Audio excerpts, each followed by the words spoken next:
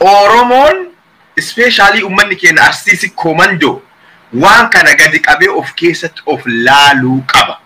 Maal keessa jirra waan jedhu. Yoo akkana jedhu ummata kutaadhaa yookaan gandummaan nama qooduu kiyyaa miti. Rakkinni agartee qumaaxaadha yoo hin jedhanii seeneetiin baxaabaxaa jedhaman gabtoo ifa taffitaalee qumaaxaa halaaloo gabtoo ifa taffitaalee jedhan. Kanaaf ummanti kuni of argee of gadi qabee of laaluu qaba. Har'a haa diqqaatu haa guddatu qeerroon dammaqeetiin of argee Oromoon of argee gara bosonaatti deemu jira. Furmaanni birii hin jiru. Filannoon birii hin jiru qawwee malee.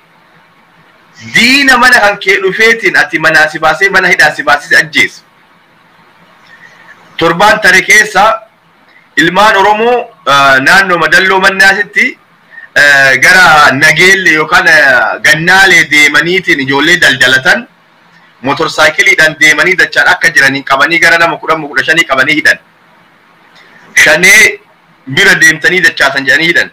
Halkan ijoollee lamaa Gannaaleetti magaalaa Gannaaleetitti mana hidhaatii baasanii ajjeesan. Tokko ijoollee Diishooti. Tokko ijoollee Dallomannaa Soondiqaraati. Mana hidhaatii baasanii ajjeesan. Eenyu ka ajjeesu? Nafxanyaa miti. Ergamtoota nafxanyaa tan agartee maqaa Oromootiin ilmaan Oromoo dararaa jiran. Kanaafi kaabinoonni especially kaabinoonni walumaa galatti kaabinoonni Baalee godina Baalee irra jirtan seenaa keessa yaadadha. Asirra waan tokko isin jedha. Bulchaa Goobbaatu dhiyoo tana kaabinootaa fi hojjettoota mootummaa walitti qabee jedhan amma booda jedhee jedhan har'a booda ilmaan Oromoo lafaa ol dhufan Oromiyaa waan jedhu kana dhiisanii Itoophiyaa waan jedhu qabatanii akka guddatan barbaannaa. Kana ilmaan Oromoo lafaa dhufaa jiranitti akka hintanii waan kana mataa isaanii keessatti akka mataa isaanii keessa seensistan jedheetiin kaabinoota walitti qabeetiin hojjettoota mootummaa walitti qabeetiin tirtiraatu. Kuni waan si agarsiisa. Oromummaa balleessu. Oromiyaa balleessuudhaaf Oromoo balleessu. Kanaaf uummanni keenya waan kanarratti gadi qabeetiin maal godhaa jirra jedhee of gaafadha. Waan jedhu qaba dhiifama yoo sitti baay'ise.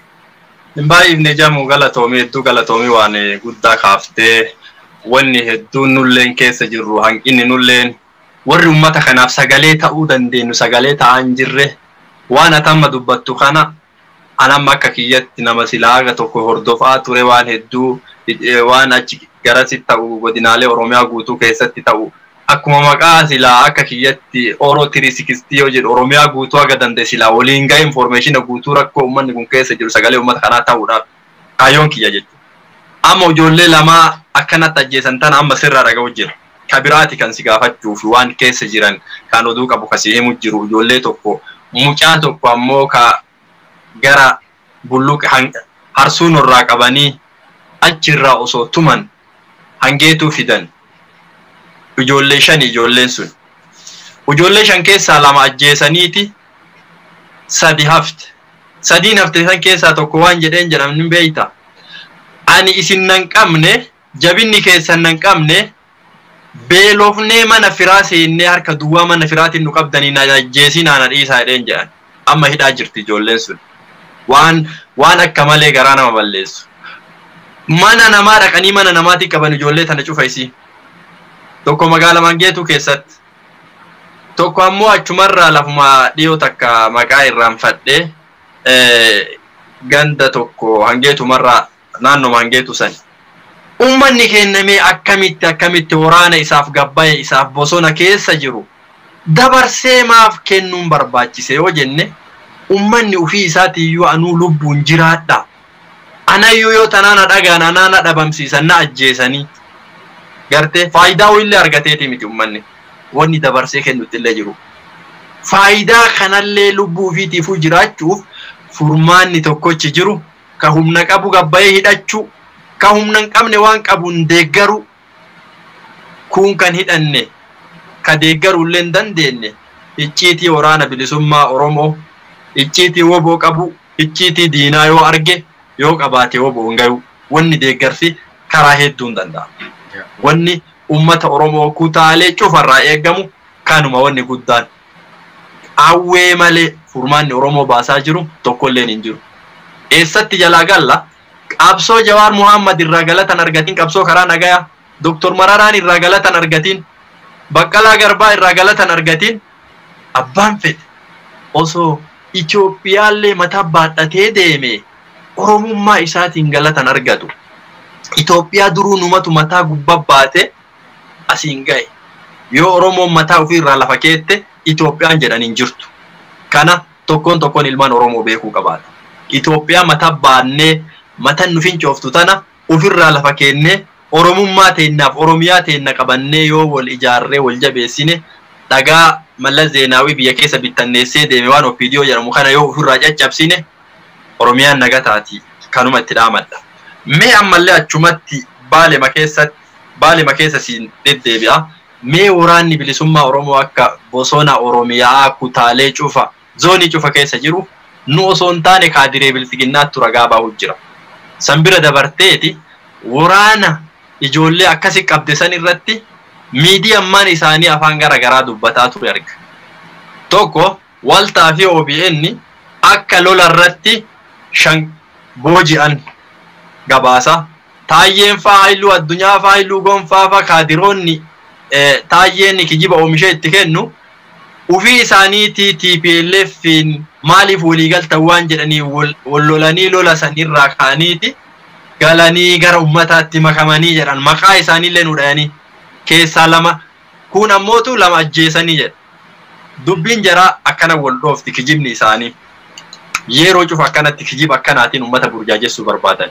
Tokkoffaa mee ummanni deeggarsa akkamii godhuufii qaba waraana golaalee Oromiyaa guutuu keessa jiru bakka fedhe haa jiraatu akkamitti deeggarsa godhuufii qaba keessattuu Kabaalee deeggarsa akkamii godhuu akka qabu dhaamsa jabaa akka itti dhaamtu barbaada. Lammaffaa kijiba mee jaraa kana hoo ummanni akkamitti irra aanu qabaata.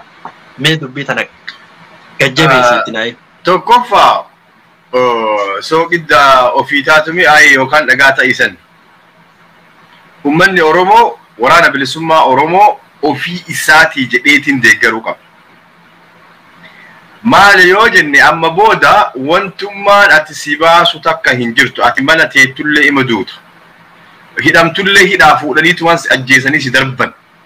Manattillee manaa fuudhaniitu waan si ajjeesan. Manattillee dhufanii si ajjeesan. Kanaaf ilmaan Oromoo naannoo keenna walumaa galatti akkuma naannoo keenyaa jetti ilmaan tunii taga dibaatee bosona seentee isiniif bosona seente.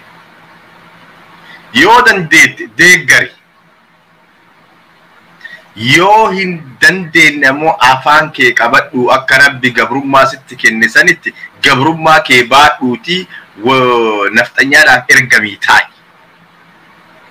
Ilmaan falmachuu gadi bayan iccita isaanii jalaa baasaa waraana nafxanyaa itti yaamaa ilmaan Oromoo nyaachisin gaaf tokko nyaatamuu deemta. Kaabinoonni gandaa gaaf tokko guyyaan isinii dhumatteerti lakkoofsa irra jira guyyaan isinii lakkaa'umaa jira gadi lakkaa'umaa jira guyyaan teessan gadi diqqaataa jirti. Kanaaf yoo dandeettan adabadhaa gattaa'a yookaan wobooruu isin adabuu deema. Kan akkanuma isinii asumatti irraa bu'a. Kaani ilmaan Oromoo waan godhuu qaban godhaa jiran. Kijiba isaanii ka amma jarri odeessan kanaaf miidiyaan isaanii garagara kun asiin galgala jedhaa kun ganama jedhaa kun aduun baate kun dukkana ka jedhu kana kun hin qabamanii kun hin qabamne lolarratti ka jedhu kana kuni maal si mul'isa? Jabinna waraana bilisummaa Oromooti. Gabayaa waan jaalattu arrabsitii jedhan. Amma waan sodaatte arrabsiti. Waan sodaatte sodaa irraa qaban. Sodaatteeti. Yep. Maali jennaan waraanni bilisummaa Oromoo tarkaanfii cimaa irra jira. Dalagaa irra jira. Wanti warri ergamtoonni tuniin gadi baatee halkanii guyyaa Taayyeen Faat halkanillee riba dammaqee shanee jedha.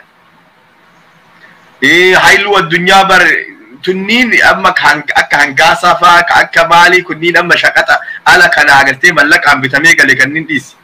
kaabinoonni gugurdoon ka akka Taayyee faati hadha fincaan surree keessa qabachuu dadhabdeerti. Waraanni bilisummaa Oromoo Finfinnee funyaan jara jiraa jedhaniin itti himan itti agarsiisan kuni kijiba waan miidiyaa irratti dubbatamu miti waan qabatamaan jarri itti agarsiisaa jiran. Duuba kanaafi inti qaateeyyuu jedhaani kijibni jaraa harkaa wal dhayuun kun inti qaateeyyuu maali jennaan muddamtee jirti. Waraanni bilisummaa Oromoo ammoo waan dalagaa jiru qajeela dalagu jiran mul'isaa jiranitti namni tokko waan argaa jiru tokko irraa dubbatan argaa jiran waan jarri dalagaa jiran kana kijibni jaraa nafxanyaan humni isaanii karaa maali miidiyaa beeki.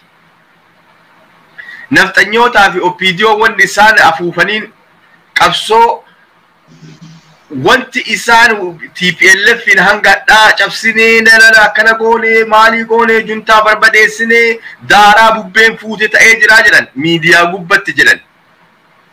Lafa irratti waan godhamaa jiru argaa jirra.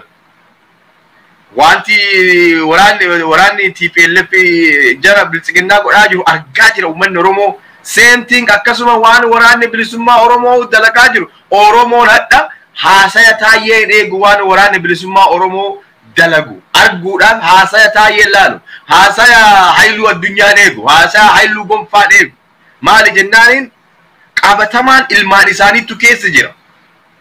Ilmaan isaaniitu falmii kana godhaa jira bilisiginnaadhaan diinaa wal qabeetiin injifannoodhaan galutti jiran.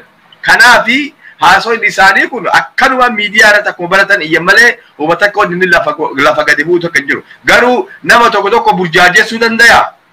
Of course uummata keenya tokko agartee warra sammuun garagalte burjaajeessuu danda'a. Kanaaf ammoo namoonni akka kennaa gadi baaniitiin irraa dubbachuu itti himu uummata keenya information dabarsu. Namoonni keenya baay'een gara baadiyaa keessatti amma maali wanti isaan uummata keenya ittiin sobaa jiran tokko maalinni wayyaaleen isinit deebi'u jirtii jedhanii uummata keenya ka baadiyaa kana sammuu gargalchaa jiran.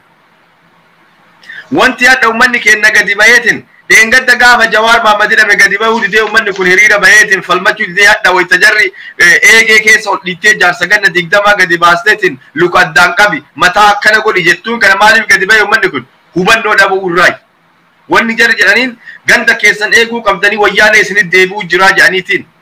Kanaafi ummata keenya burjaajii kanarraa dhoggo namni bakka jiruun gadi baay'ee sagalee ta'u ummata kanaafi information dabarsu wanni deemaa jiru olola OPDO'n yookaan PP'n yookaan nafxanyaan miidiyaa gubbaa jirti malee lafa irra akka hin jirre kana jala muree ummanni walitti himuu qabaa siin jedha galatoo. Fayyaa argadhu. PP akka lafa jirre garree irra beektaa duraa qilleensa gubbaa ijaaramtee ammas qilleensuma gubbaa jirtii lafa gabbuu hin dandeettu. Ummata keenya ka social meediyaan hordofne ka waa takka oduu hin qabne TV ummanni hordofu kaan jalaa cufanii kaan maal godhanii tanaan ukkaamsaniiti silaa isaan akkitti bulchuu fedhan tanuma. Guyyaa takka ka ormaa fi maaliin goone diinaa fi maalii dhaabdiraniimi. Achuma bira kunna. Laalmee ammas gaafii ansi gaafachuu fedhu keessaa tokko warra biyya alaa ka biyya keessa deeggarsa danda'uni godhaa kun itti dabalamaa kun lubbuu fi qaalii san kennu jira. Warri biyya alaa kun haga danda'een uf kennee namoonni tokko ichoominnaan ummata kanaaf sagalee ta'u jira. Gariin ka yoo miidiyaalee ummataaf sagalee ta'u kana deeggaraa jedhan shokoksaa isaallee dhageenye biyya alaa kana keessa guutu. Mee ummata akkanaa kanaafoo dhaamsa akkamii dabarsita? Yeroon tun yeroo maal nu barbaachiftu? Akkamii wal deeggaruu qabna mee? Kana dhugaani wani dhaamuuf maal seeta? Ofiinuu duutimaa ofuutii jedhan. Wala harcaasaa jira. Baguma PP'n kun dhufteeyyu. Baguma wanni kun gad dhufe beektaa? Gingilchee adda baasee jira. Ka Oromummaa dhugaatiif Oromoo deeggaruu fi kana garaadhaaf Oromoo deeggaru ala kanatti illee uummanni wal gingilchee adda baasee taa'u jiraadha. Eenyutu waraana bilisummaa Oromoo deeggaraa? Eenyutu miidiyaa Oromoo deeggaraa? Eenyutu qabsaa'ota Oromoo biyyatti wanna jedhan deeggaraa? Adda baafatee jira ilmaan Oromoo. Kanaaf isaan ofumaan harca'aa deemanii ummata harca'aa kanaaf agartee ummata rukutamaa kanaaf wanti dhaabnu maan jiru guyyama isinit dhufaa jiraat odoo isinittiin bari'in dammaqaa gara oromummaa teessanii deebi'aa jedhaan yoo waan tokko yoo deeggaruu dadhabdan yoo qarqaaruu dadhabdan faayinaanshaalii afaan kee adabadhu taa'i dura hin dhaabbatin miidiyaa Oromoo dura hin dhaabatin dhaaba Oromoo dura hin dhaabatin waraana bilisummaa Oromoo dura hin dhaabatin nama ilma Oromootiif gadi ba'ee sagalee ta'u dura hin dhaabatin afaan kee qabadhu taa'i achiin booda atinuu ofiinuu harca'aa deemtan harca'aa jira beekta baay'ee wal harcaasee jira biyya alaa kanatti harcaatee jirti mana galtee jirti warri abiyyi jedhee dadhaban abbichuu jedhee jedhaman hadha na dhoysaa jedhaa jirti hadha warri asii ala kanaa bitamee biyyatti gale dachaatee dhiifama gaafataa jirti ilmaan Oromoo ala kanatti kanaafi kun homaayyuu sin dhiphisin ofiiniyyuu dacha'aa jirti harca'aa jirtiin jedha. Yaa sanillee itti dhufna. Mee asumarratti biyyuma alaa kana keessaa ka propagandaan jirre facaasu jira.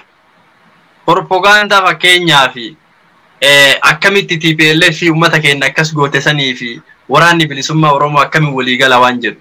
Mee ati akka nama aartii tokkotti akka aartii nama xiinxallee waa arguu tokkotti waliigaltee waraana bilisummaa Oromootii fi waraana Tigraay waliigalteen isaanii Oromoof faayidaa inni qabuu fi miidhaa inni qabu waa lamaan tanarraa naa jedhime. Faayidaa qabaannaan guddaa keessa deebiin haasawwan kana faayidaa qabaannaan halkanii guyyaa gadi baatee bu'aarti bilchiginnaan osoo wanti kun faayidaa hin qabaate kana faayidaan tokko laale jibicha korma ta'uu no biddeena nama quubsu eelee irratti beekanii jedhan wanti kun faayidaa qabaannaan bilchiginnaan gadi baatee u'uu jettee maraatte tokkoffaa isa sin qofallee doon ta'e maa seeta TPLF fi jaarsa jaraati jaarsa wayyaaneeti jaarsa OPDOti OPDO kan dhalchee fide TPLF bari torbaanuma lama moo torbaan sadi dura hayluu addunyaa maal jedhee barreesse nuti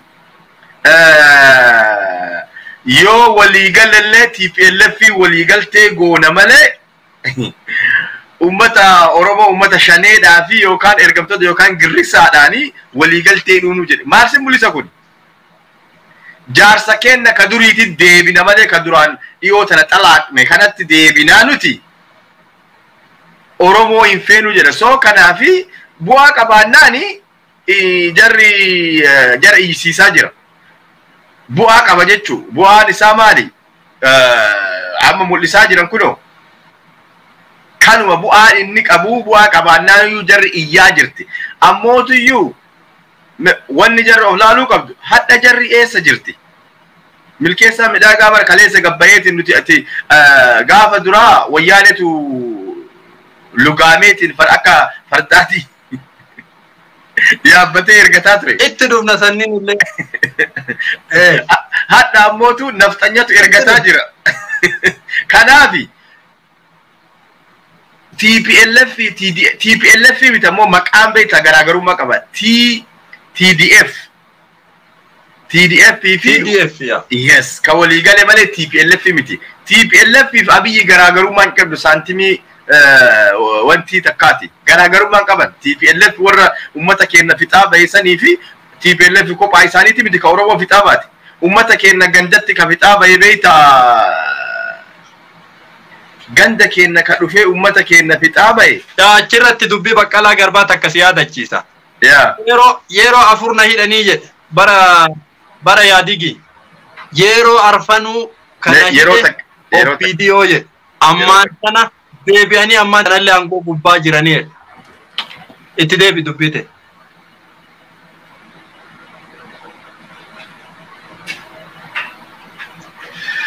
Kabajamtootaa fi jaalatamtoota hordoftoota chaanaalii Oro 360 geggeessaa jiru kun aartistii kabajamaa fi jaalatamaa aartistii Jamaal Godiiti. Dhiifama deebi'e. Hanga dhuma sagantaa kiyyaatti akkana wajjin turtan kabajaan isin affeera. Itti deebi dubbii tante.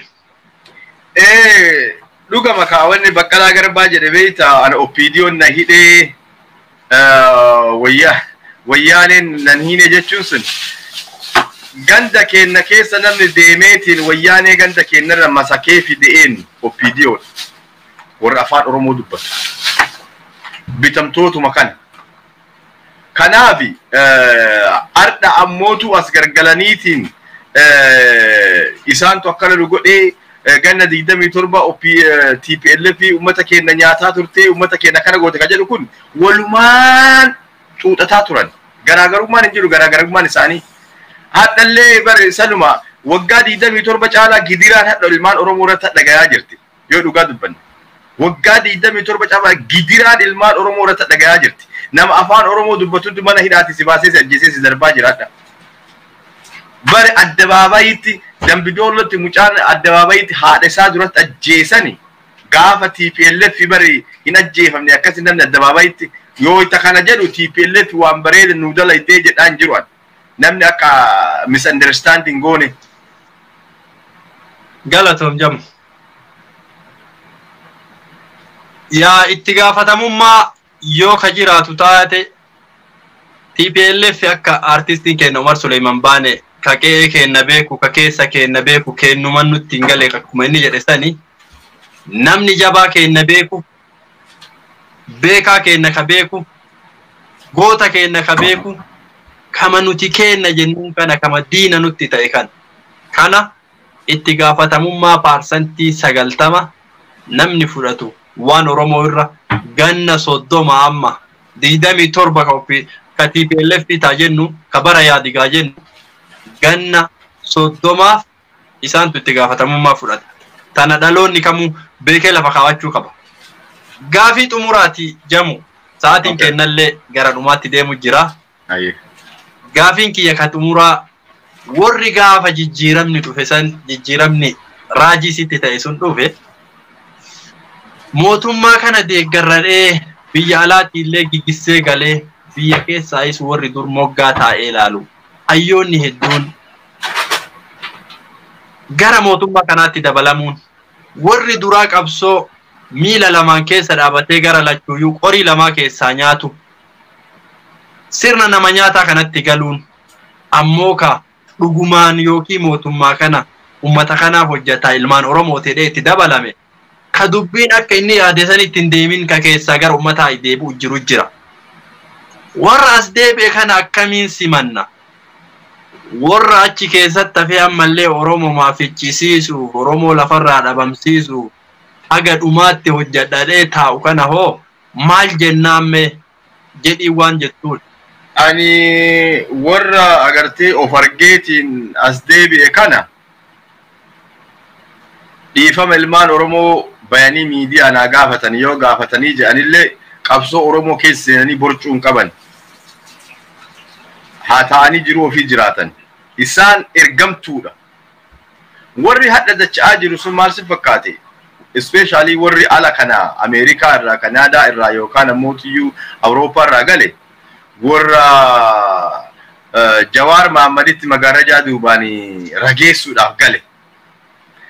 Warri amma filaayitiin isaanii gara Ameerikaa, gara Awurooppaa, gara bakka maraa deebi'aa jirtu tunniini waan gaafa duraa santu magaarajaa duubaan Jawaar Mahaammaditti rageessuun hin haqame hin jiru. Manni murtiin kuffise. Manni murtii kuffisee innaan hadda baqatanii dacha'an. Takka.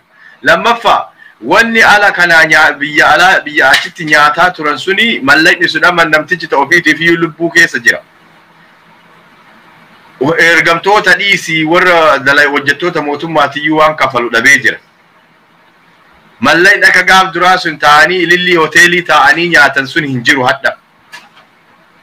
Kanaafi ummanni kuni wanni baqatanii dacha'aa jiraniif kanaafi garuu ammooti warra dacha'aa jiran kana waan jennu qabsoo Oromoo laaquu irraa dhaabbatanii tuman achi haa ta'ani. Wanti isaan qabsoo Oromoo amma booda qabsoo Oromoo seenanii takkan jiru. Maali jennaanin ummanni kun hanga ala kanatti deebi'an yoo dhugama Oromummaa qabaatanii Oromoodhaaf yaadanii jiran bosona Oromiyaa seenan. Achi seenaniitiin ilmaan Oromootitti makamaniitiin qabsoo dhugaa gaafsan ilmaan Oromooleen gaafsan akka nama ilma Oromootiif qabsaa'eetitti gaafsan dhiifama godhaafi. Ammoo warra ala kanatti deebi'ellee ofirraa hin ariinu. Ciniinnee ittiin duullu hin faarsinullee haa ta'ani.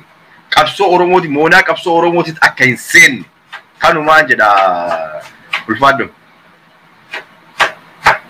Warra achi keessa jiru hayyuu kenna Jawaar Muhammad waa dhaamee fi ture osoo hin hidhamne dura.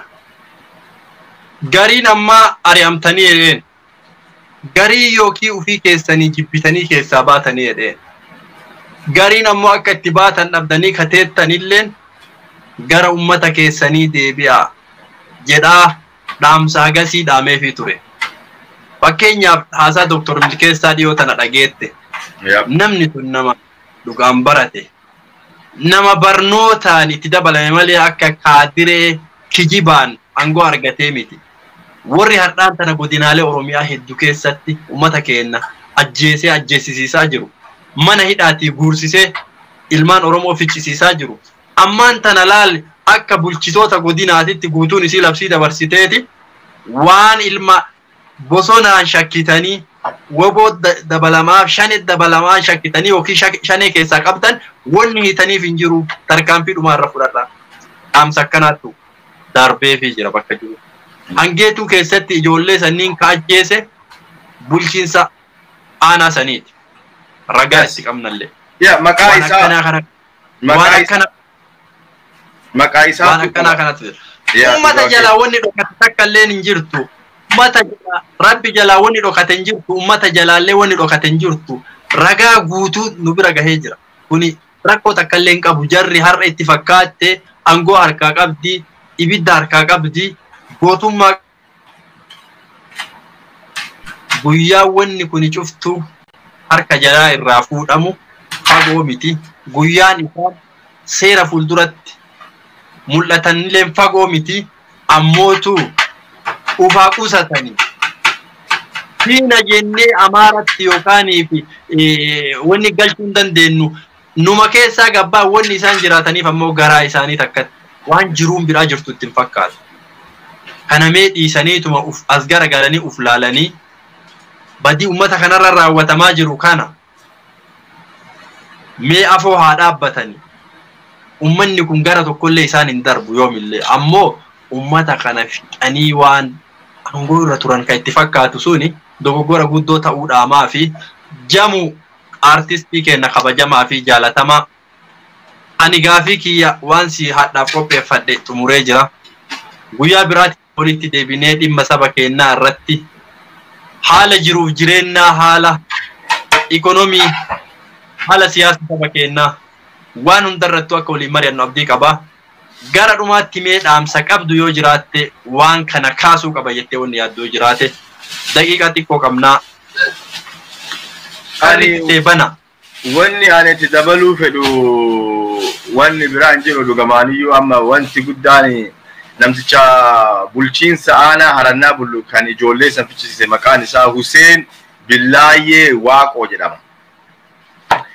Namtichi poolisaa ammootu Nagaash Aaman Nagaash jedhama. Kan itti aane ammallee nama dallumannaa dalagaa ture Maamad Diimaa Hasan jedhama. Ummata kanniiniin guyyaan akkanatti nafu gaaf tokko Oromoon tana keessaa ni baya garuu ammoo isini galgalaayaa jirti. Dhiiga ilmaan Oromoo dhangalaasaatiin hanga kana caala turuu hin dandeessani. Kanaafi ummanni kun hanguma xiqqoo beektaa especially ummanni naannoo godina Baalee irra jiru bulchitoota akka jiraniin warra ilmaan Oromoo amma dhugaa keetti waa'ee ijoollee shanan qabaniisan godina irraa bilbilaniitiin nutti waliin dabarsinaa achumarra shanaa jedhanii ajaja dabarsanii jedhan. Kana waan qabatamaan harkaa qabnu. Godina irraa ajajni gaddabreetiin waliin dabarsinaa achumarra shanaa jedhanii jedhan ijoollee san taqaban sanniin. Kanaafi ilmaan Oromoo bakka jirtanii ummata akkanaa waan akkanaa dalagu kana bakkuma jirutti ilmi Oromoo nama godina irratti yookaan aanaa irratti gandatti magaalaa keessa nama Oromoo dararaa jiru qabadha guyyaan jarri seenatti yookaan yakkaaf itti gaafataman dhiyoo miti fagoo miti dhiyoodha jedha kanaafi jabaadhu galatoomii siin jedha ulfaadhu. Hedduu galatoomii jamuu sa'aatii kan kee qaalii kanaanaaf kennitee hangana dhimma saba keenyaa irratti waan sabni keenya irra jiru irratti yaada qabdu nu gumaachuu keetiif guddaa si galatoomfadhaa yeroo biraatis yoo rabbi waliin nu deebise walitti deebinaa hedduu galatoomii fayyaanaaf ta'ii hordoftoonni kiyya bakka jirtanii chaanaalli isaatis Harannaa Entertainment jedhaa sirboota isaa kaqabsoo seentanii dhageeffachuu ni dandeettanii linkii isaatis as kiyya chaanaalii kiyya gubbaa isinii kaayaa galatoomaa horaa bulaa deebanaa isiniin jedhaa nagaa annaa jiraadha. Nagaa ta'e.